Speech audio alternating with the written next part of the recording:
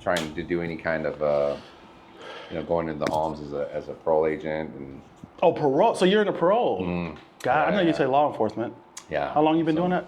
28. Well, yeah, I'm just I'm a little over 19 years, and so I'll be doing I got to get to. How old were you? You started young, huh? 30.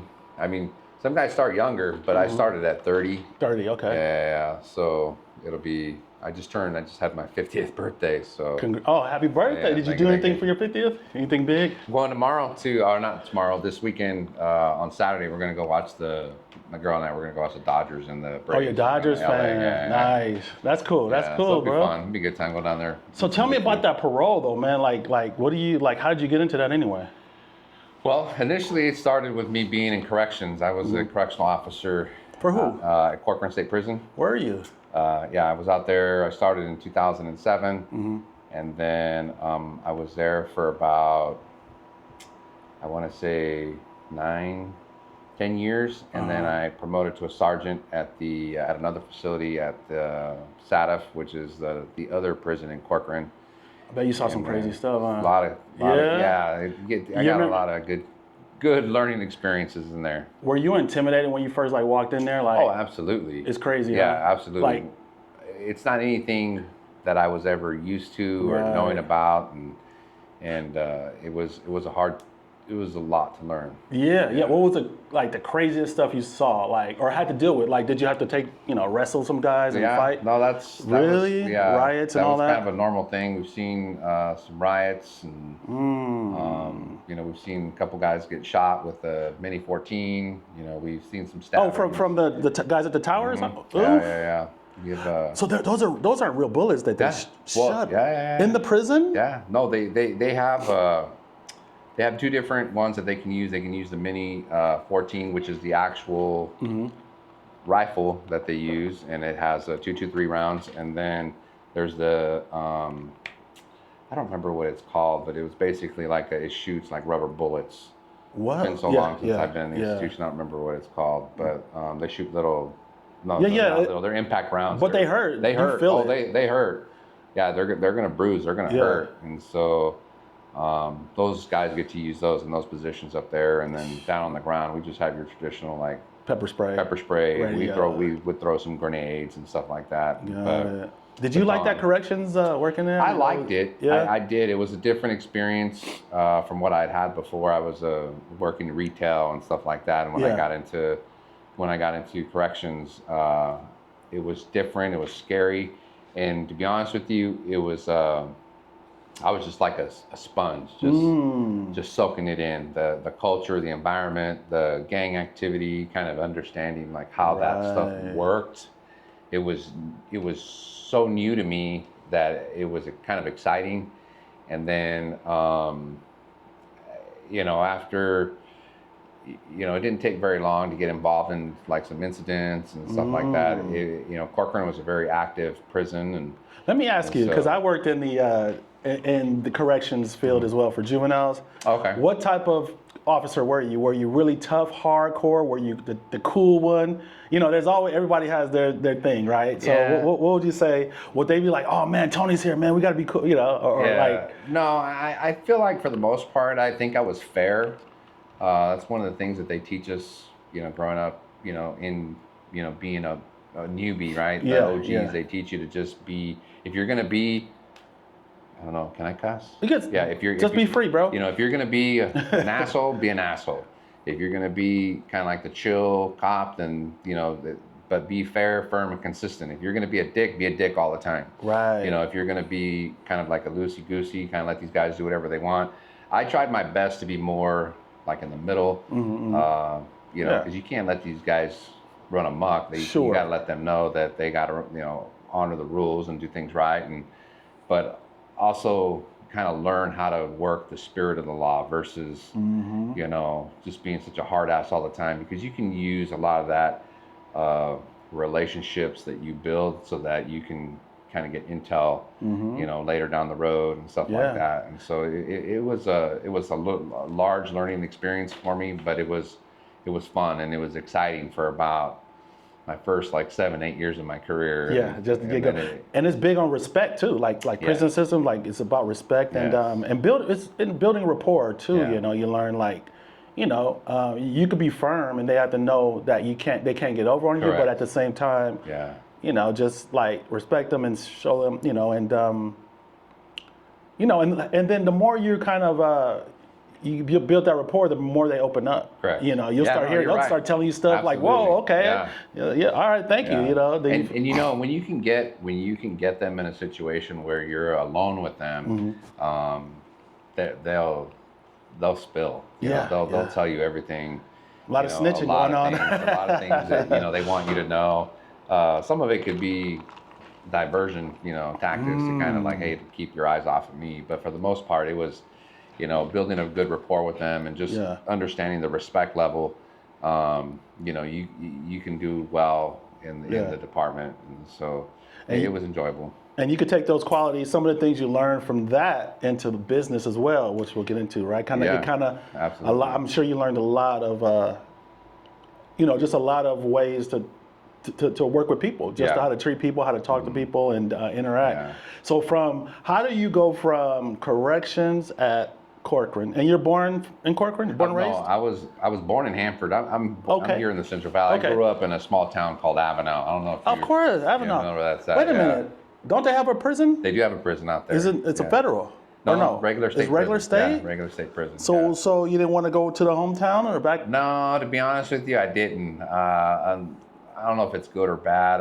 Growing up there, I kind of felt like I didn't want to be there my whole life. I didn't want to live in that, in that little town. And so after I graduated, I actually got accepted into San Diego State, and I went over there to go to school. Now, I would like to say that I did great and I learned a lot and party. Well, I didn't do very good. You got the beach. There's too much going on instead. Yeah, there's too much going on. I wasn't ready for that environment. You just.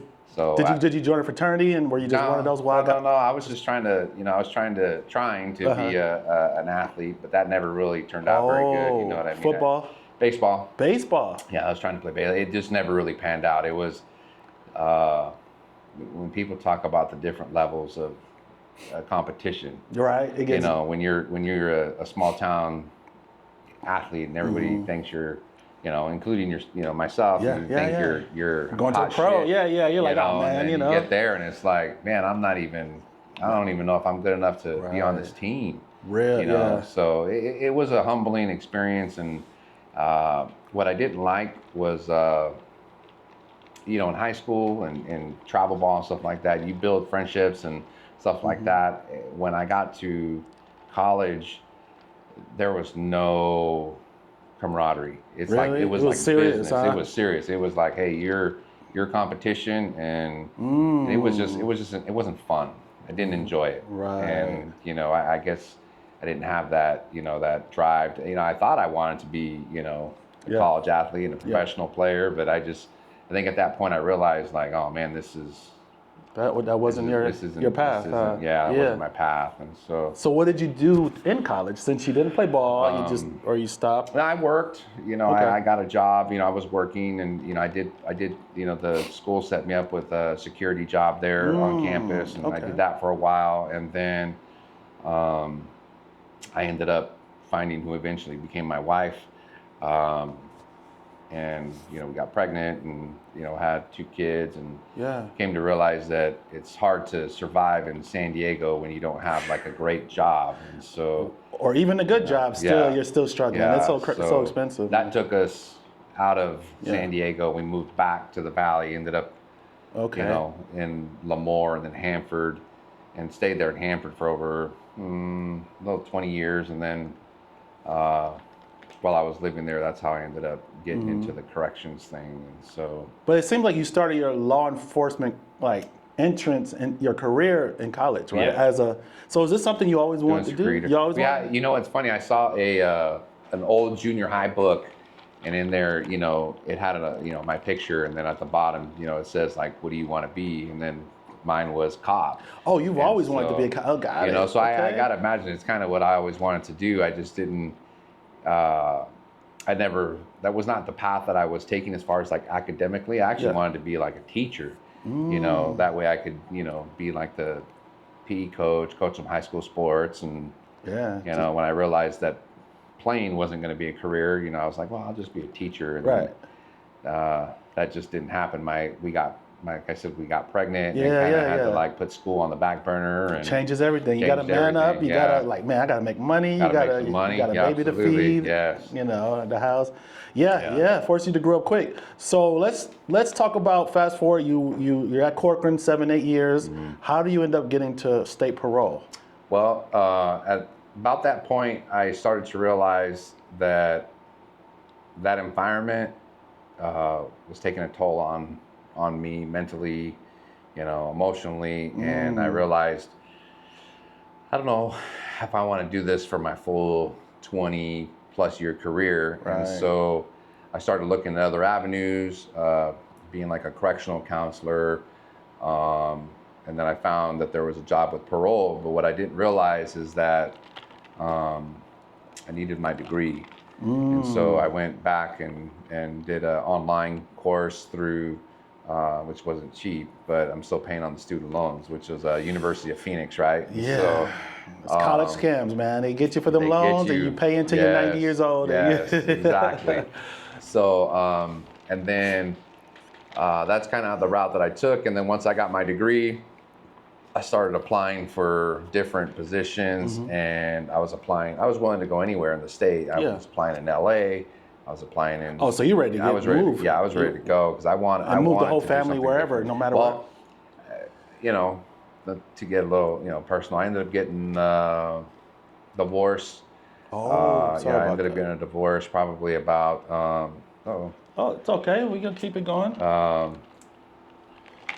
Light. Cutting lights off here. So I didn't pay the last month bill. I got his bill. Yeah. He ended up. I ended up getting separated and divorced, and ended up moving to Visalia, while the family, which is about maybe a 15-20 minute drive from Hanford, which is where we were living, and of course we did the divorce thing, custody on my turn weekends and stuff like that. But no, I wanted something different, and so when I moved, when I got the job in San Jose, I bought a trailer and went and rented a dirt spot, and because the housing up in the Bay Area is very expensive, and so I was up there for about 3.5 years, 4 years. Really? Okay. And so I enjoyed it. I actually enjoyed it. San Jose's beautiful. I lived there too for like 7 years. I enjoyed living there in San Jose. In that area, it was just what part? A lot of food. Well, my actual spot where I lived was in Morgan Hill. Okay, Morgan Hill, next to Gilroy. There was a Oakdale RV park. I still remember it was a really nice area. But my commute, which funny enough, I didn't think it would be that bad because it was only maybe like 15 miles, But that traffic. Oh, that's one thing I don't miss. The traffic killed it, man. It took that little short commute can turn into hours depending on the time of day. Yeah. And so, so I got that job up there. I promoted to that spot there, and I did, like I said, my 3.5 years up there, and I enjoyed it.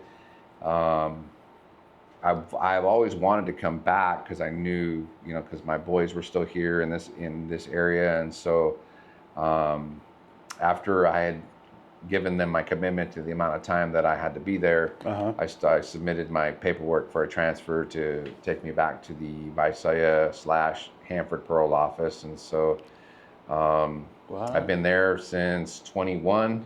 Okay. 2021, and then I'm getting towards the end of my career, and I've got about July 2027 will be the end of it, and then I'm going to be able to. Good for you, get that retirement. Huh? Yeah. Well, I mean, you're 50 now, so you can actually technically, but you want to put some more time. I got to put a little bit more time to make sure I get all my my benefit, certain level of benefits, and a certain level of pay on that pension. So right. So tell me a little bit. It's interesting, life as a parole agent. Like, what are what's your main thing, your duties, and then tell me some of the things you've had to deal with, like as a parole? Like, are you chasing guys down that are on parole? No, Like, are you like? we don't do that. I guess that was old school parole days, which I was never a part of. Okay, okay.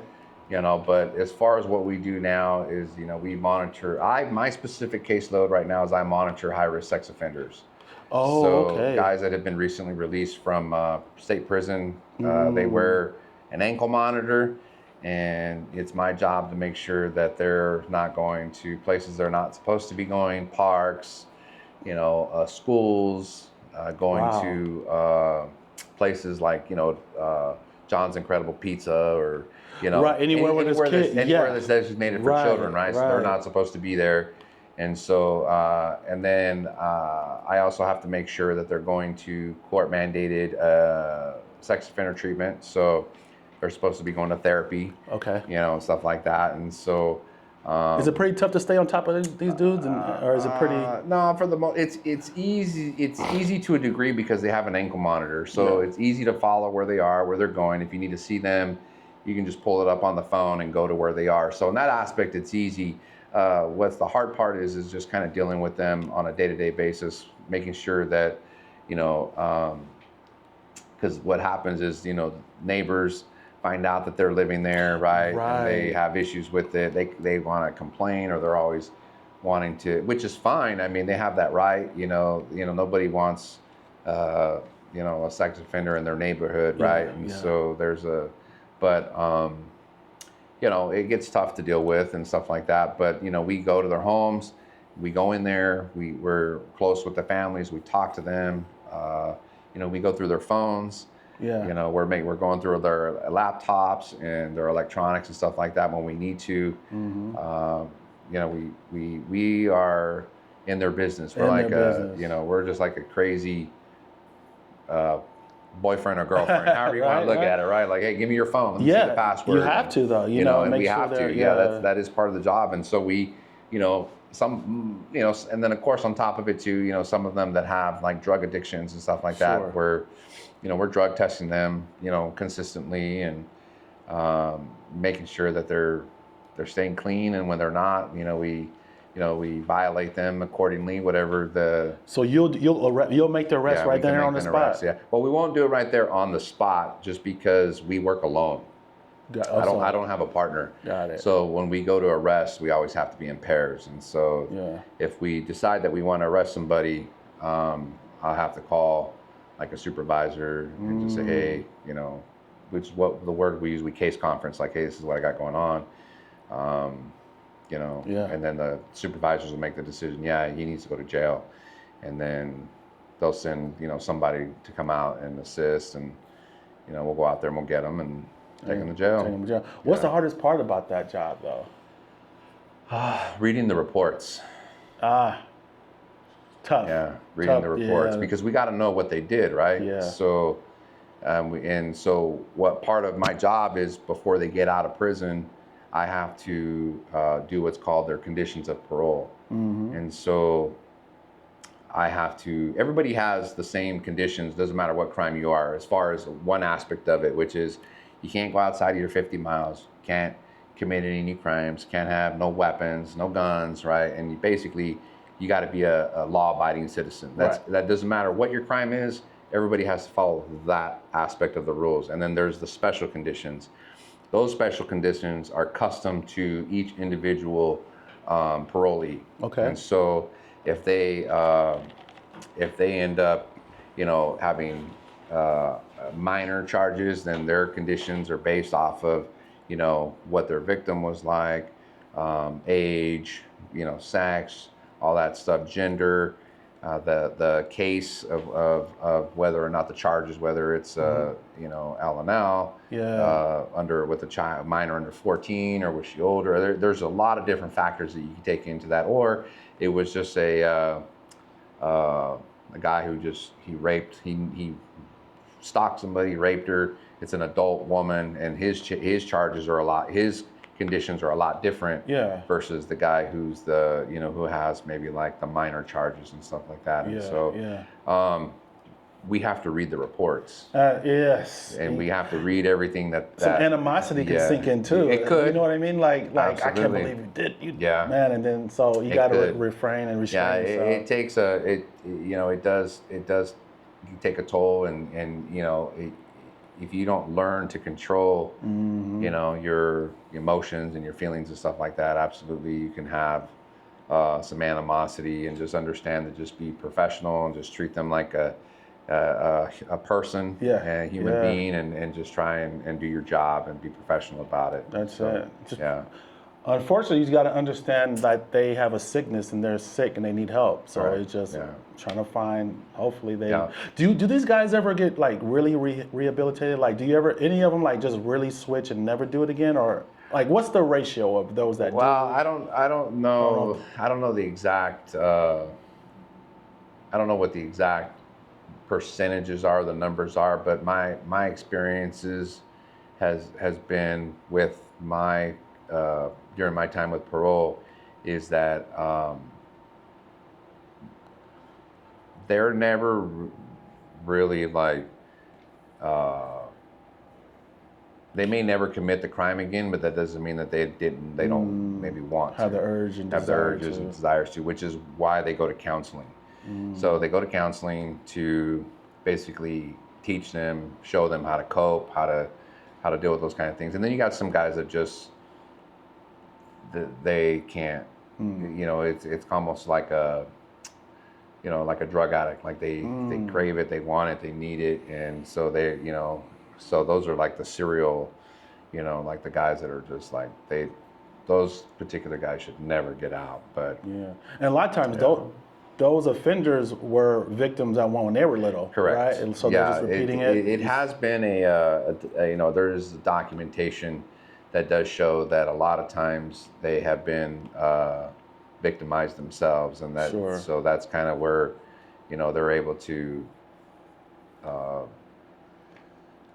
I guess where they think that it's okay because it happens. Justify it or justify. something. Yeah, there you go. Yeah, to justify it. And so, but it's a tough job. But overall, I mean, I feel like we do a good job protecting the community and making sure we stay on top of these guys. And it's tough with doing it, but for the most part, it's a rewarding job. But it is. Like I said, over time, it wears on you, and I can imagine. Just ready to get to that end date. Well, you said what, 2 more years? Year and a half. Year and a half. You count the days, huh? You count the minutes, count the seconds. Count them. Yes. Man, that's awesome. And so, so once you do, I mean, you're doing it right now. When did you? Before I get into the business, you also coach youth for a nonprofit? Yes, we run. I run. You have a nonprofit. I've started. Yeah, it's called All Valley Youth Football and Cheer. All Valley. All Valley. All Valley. All Valley Youth Football and Cheer. Yeah, okay. We are the largest youth organization that has football. Yeah, we run from Fresno all the way down to Bakersfield. We've got about 22, 23 communities that are involved. We've got here in Fresno. We've got multiple programs. We've got Clovis, Edison, McLean, Central, and then we just added Hoover and Bullard to the organization. Nice. And then we go further south where we got Rossi, and I don't want to name them all off because I'm going to feel like I forget somebody. Yeah. But we go Lemoore, Hanford, Tulare, Visalia, Corcoran, Woodlake, Exeter, Lindsay, Strathmore, Porterville, Delano, and then Bakersfield. Wow. So, yeah, we've got. So who runs it? Groups. You. Well, I run the overall organization, which is All Valley. Each individual town has their own board, and they're basically the representatives that come to the meetings and whatnot. And that's so awesome, man. When did you start that, and what made you want to start? We're in year 29. Honestly, it was just I started coaching when I knew my son was going to start. We were going to start playing, and so I got involved in coaching. And then we were a part of another league, which still exists. So I won't say their name, but we were part of that league. And a lot of us just weren't happy with that league and the way that they did things. And so myself and another gentleman by the name of Doug Gilbert. He's not involved anymore. He just kind of aged out, and so but we decided like, hey, let's do our own thing. We had some help from some other guys who helped us mentor, kind of get us together, and we built the bylaws and put some rules in place. And it didn't start off that big. I mean, we had maybe like 3 or 4 programs, but just over the years, we've just been growing and growing and growing. 29 years? Yeah, this is year 29 for me. That's crazy. Yeah, and I enjoy it. You were super young then when you started. Super young, that. yeah, super young. Yeah, because I was a young dad, so I was 19 when we got, when my wife got pregnant. And Sure. Yeah. So what ages are we these? do 8U, 10U, 12U, and 14U. Okay, so before high school. Yeah, before high school. Okay, great. Yeah. So okay. we do our best to get these kids ready for high school, and that's awesome. whether it be just to play high school football, or we do have a couple of kids that have gone on to play some good college football, and so, really, yeah. I get some in the NFL maybe too, huh? We've had a few. Yeah. We've had a few that made it there. We've had a few that have made it there. They need to sponsor, man. They need, hey. Well, you would think. Hey, you're listening. They need new uniforms, new everything, new equipment. Yeah. So let me understand. Is it a league? Is it multiple teams, or is it like? It's one organization, and basically we have branches. Okay. So the way that it's structured, it allows the local program to kind of run their own thing as far as like getting their uniforms, equipment, and coaches and stuff like that. But they all funnel into the main organization, which is All Valley, which is what I run. And so, nice. That's awesome, they report to All Valley. That way, I handle all the structure of games, scheduling, the referees, the disciplinary action that goes on with these coaches and parents who, want to fight in the sidelines and stuff like that. And so, but yeah. Man, how do you have time for all this, man? Well, parole, you got, it's been a lot. I mean, I have a lot of help. There are some, key board members that help me with, a lot of the stuff, but, it's been fun. It is time consuming. Yeah. But I enjoy it. That's most important. Yes. You got to make time for it. Real quick, back what you were saying. I know you said you're divorced. Would you ever get married again? Well, I am dating somebody now, but the question is would Let's shout her out. Right. Yeah. No, I'm sure. Yeah, her name is Monica. So I don't. She's great. She is great. But would I ever get married again? Her and I, we've had this conversation. Sorry to put you on the spot. No, it's okay. She's going to be like listening right now. It's okay, and it's not that the answer to that, and she knows it, is that the actual legalization of marriage.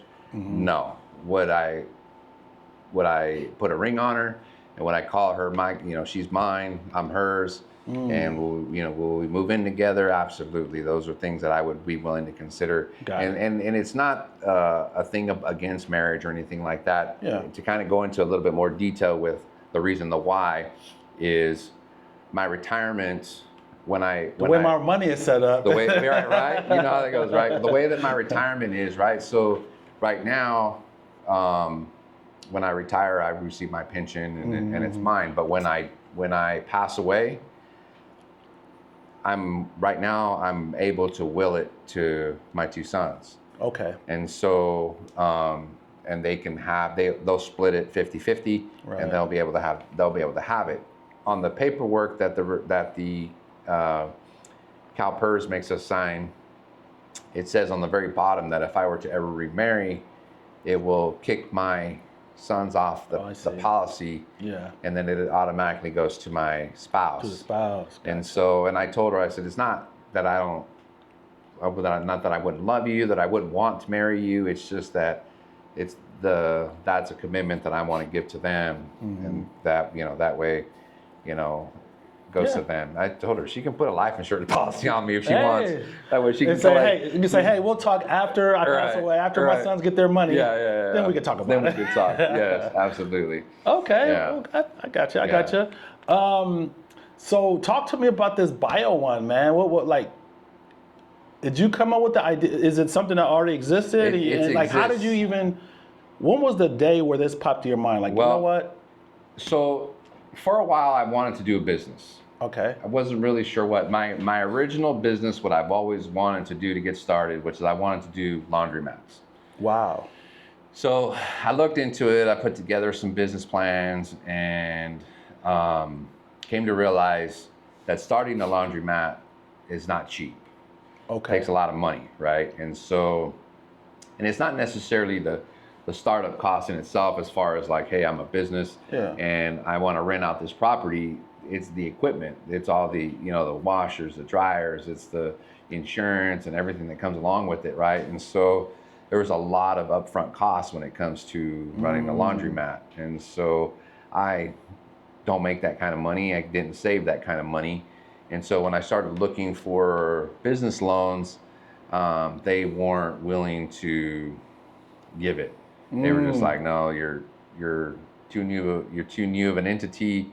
My LLC, they were like, no, you don't have no history of. Then they wouldn't let me use my nonprofit as like to show the success, like growth and whatnot. And so it became a thing. And so funny story is how it came to be was I had been looking into like I don't know if the right word is like health, wellness stuff, or health and wellness stuff, right? Just because of my getting older, right? And so I was kind of slowing down a little bit, and so I started looking into some things, and I saw this Facebook ad for like Game Day, Men's Health, and stuff like that. And then I looked into it, and I had a friend that told me that he was going there and that he feels a lot better, and he's been getting all this stuff. And so I was like, all right, I'm gonna go check it out. So I went over there, and what I came to realize is that a guy that I used to work with in the prison, he owned it. Whoa. And so I know how much money he makes because I used to be a CO. Right. I worked in the prison. So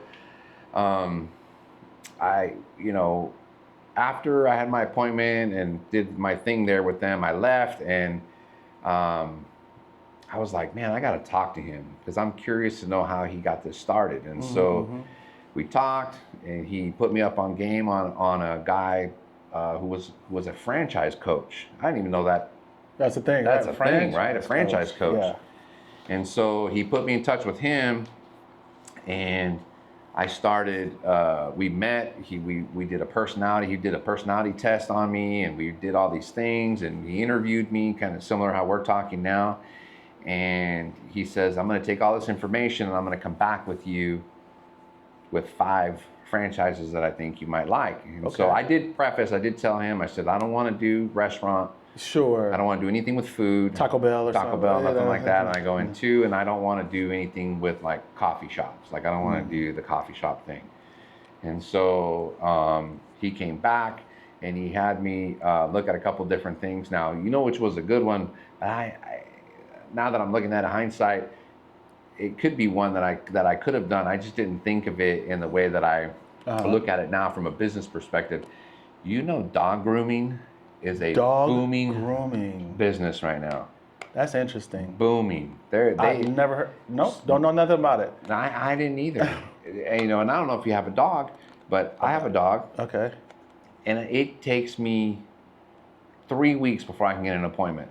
Wow. And I'm calling this groomer, that groomer, this groomer, that groomer in 3 weeks before I can even get into anybody. So that's crazy. Anybody who's interested or not sure if they want to do dog grooming, there's a good opportunity there. I would go mobile too. But how much is that anyway? Like for a dog to get groomed, like a session for each time you're looking anywhere from like maybe 60 to like $100.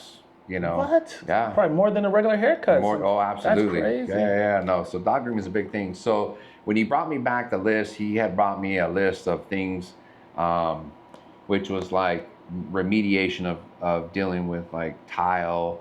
There was franchises for that to do like home repairs and stuff like that. And to be honest with you, I really didn't, I was never really like handy like that. I was just like, nah, I don't know. I would have a lot to learn to do that, you know what I mean? I've never really been, I can do some basic stuff around the house, but to tear down this wall and And, you know, That's something. yeah, I was like, I don't know about that. So, but ultimately he came back with Bio-One, and, you know, he explained it to me what it was. Its specialty is crime scene and trauma cleanup company. And so with my law enforcement background, you know, it kind of just fits. I've been around, you know, of course his thing was like, well, you know, some people struggle with it because the crimes, there's blood, there's bio, there's bad smells. And so, you know, a lot of people are kind of not interested in doing that. And so Bio-One is a very well-known company, more along the lines of like the East Coast, and they're actually making their way this way. So there's a few places here in California. And so I looked into it. You know, I thought, you know what, this is something I can do. You know, we offer a lot of different services, and I said, I can do it. And so then I asked, like, what is needed? And so there's obviously, it's a franchise. Right. So, you know, I had to pay, you know, into some franchise fees and stuff like that, and get things going. But that was kind of the neat thing with them supporting me, and with Bio-One supporting me, I was able to go out and get that SBA loan. Okay. And so you applied for that. I applied for that. Had you heard of something like this ever? Like, never. Not even this type of business? You know what I heard was remember I don't know if you remember like that show, The Cleaner? I thought you were gonna say Dexter, because I love Dexter. Well, same thing, right? But that's his forte, right? He's a crime scene blood splatter analyst or whatever he is. And so, yeah, I mean and similarly in the way that in Dexter he puts up we do the same thing. Like if a crime was in here, you know, if there was blood or something in here, we would seal off this room, you know, clean it up, and that way, and we would create a path out to where we're going to exit, so that we're not contaminating any other areas of the house, and so that we would basically stay, you know, or the building, and so that way we don't contaminate anywhere else that hasn't been affected by the area. Right. And so, but that was a lot to learn, though. It was a lot. So I spent a whole week in their corporate office, which was in Utah. Okay. I spent the whole week up there just learning, and they put me through their system, which was called BOTS, where they showed me everything. They trained me. They how to do the chemicals and all that stuff. And so there was a lot to learn. It was in a 1 week period.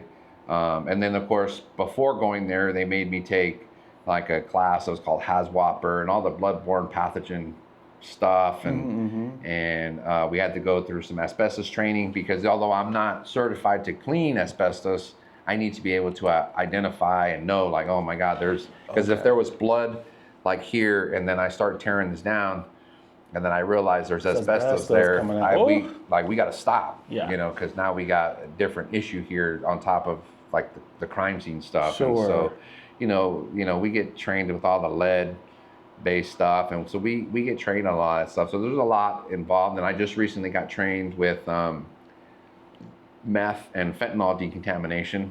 Oh wow! So there's you know, these areas that, you know, where they're cook sites and stuff like that.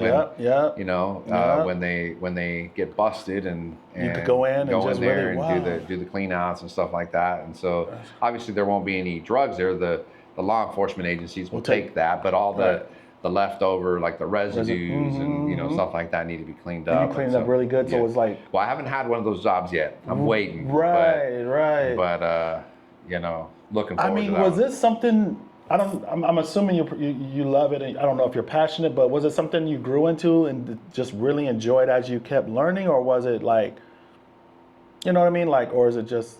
if honestly, you didn't know about it much and then you learned, you're like, okay, this became fascinating. There's a lot, yes. It's very fascinating, because you don't realize how much, just like, for example, one of the jobs that I recently got called out to, there was an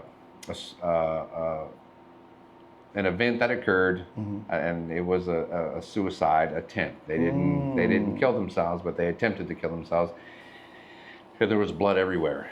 They got all over the floors and on the walls and everything. And so one of the things that people don't realize is that your environment impacts the pathogens that are there, right? Blood and everything, right? So they came out and asked them for a quote. Well, people just want you to clean, right? Hey, clean the floor, clean the carpet, get a steam or in this case, they had wood floors, and they just wanted me to clean it and be on my way. And when I told them, I said there was 3 different areas where the blood had pooled and it had set, and there was a lot of blood in that area. And I said, hey, this area, the floor has to come out. It's no good. And they were like, no, just clean it. And so what I explained to them was, I said, okay, I'll clean it. I go, but what you have to understand is that next week when it's 104 and it's hot and this particular house doesn't have good air conditioning, it's going to emit an odor. Wow. It's going to emit an odor, and it's going to create a bacteria that can be breathed in, and you're going to have issues. And so, needless to say, they still didn't want me to do the job. No. They just wanted it cleaned up, and so they went with somebody else. But I don't want to not do something right. You know what I mean? Right. So I don't want to. I can go in and clean it. I mean, heck, anybody could just go in there with a mop and clean it up, and think that they're, just because you don't see it doesn't mean that it's not there. Right. What are some of the effects that could happen? Could they get sick or something like that if it's left? No, they can. There could be some airborne issues that go on with just the blood and stuff like that getting.